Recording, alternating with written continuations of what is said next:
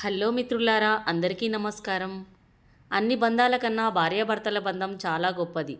ఎందుకంటే మనల్ని కని పెంచిన తల్లిదండ్రులు కొంత వయసు వరకే మనకు తోడుగా ఉంటారు.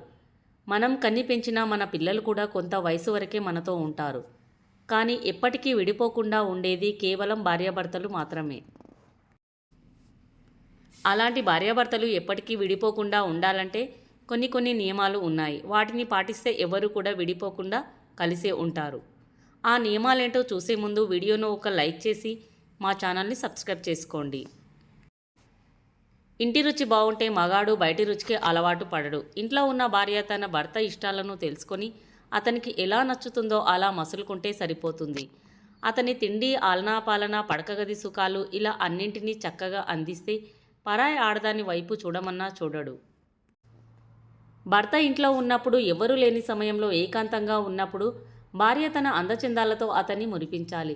అప్పుడే ఏ భర్త అయినా తనను కాదని వేరే స్త్రీని అస్సలు చూడడు. మీ భర్త మాటలకు మీరు ఎప్పుడూ ఎదురు చెప్పకండి.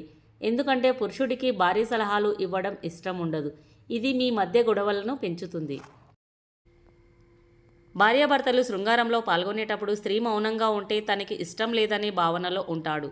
ఇద్దరూ కలిసి అన్యోన్యంగా ఆ సుఖాన్ని ఎంజాయ్ చేస్తేనే అతనికి తృప్తిగా ఉంటుంది. స్త్రీలు భర్త మాటకు ఎప్పుడూ కూడా ఎదురు చెప్పరాదు. ఎందుకంటే భార్య సలహాలు ఇవ్వడం పురుషులకు ఇష్టం ఉండదు. దీనివల్ల మీ శృంగార సంబంధాలను దెబ్బతీస్తుంది. కొంతమంది స్త్రీలు పిల్లలను పట్టించుకోరు, భర్తను పట్టించుకోరు, ఇంటి మీద అస్సలు ధ్యాస ఉండదు. తను మాత్రమే సింగారించుకొని ఉండే స్త్రీలంటే పురుషులకు అస్సలు నచ్చరు. ఇంటిని శుచిశుభ్రత, భర్త బాధ్యతలు, పిల్లల్ని ఆలనా పాలన, అత్తామామలకు సేవలు చేసే భార్య ఉంటే ఏ భర్త అయినా ఆమెను ఎప్పటికీ వదలడు. మిత్రులారా, వీడియో నచ్చినట్లయితే ఒక లైక్ చేసి కామెంట్లో మీ అభిప్రాయాన్ని షేర్ చేయండి.